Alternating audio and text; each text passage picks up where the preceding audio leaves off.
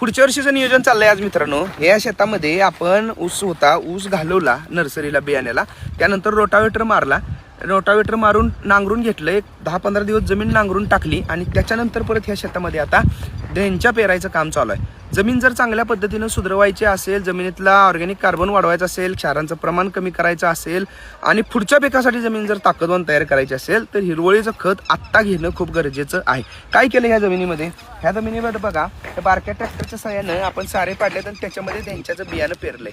किती बियाणं पेरणार आहे आपण? एकरी 40 किलो या प्रमाणात ह्या शेतामध्ये आपण बियाणं पेरणार आहे. मध्ये पाट सोडून पाटानं पाणी द्यायचं, 3 ते 4 पाण्यामध्ये हे तयार होतं. 40 ते 45 दिवसात परत गाडता येईल. ह्या पद्धतीचे फायदे म्हणजे काय? जमिनीचा तुडवा जास्त होत नाही, पाणी व्यवस्थित देता होते.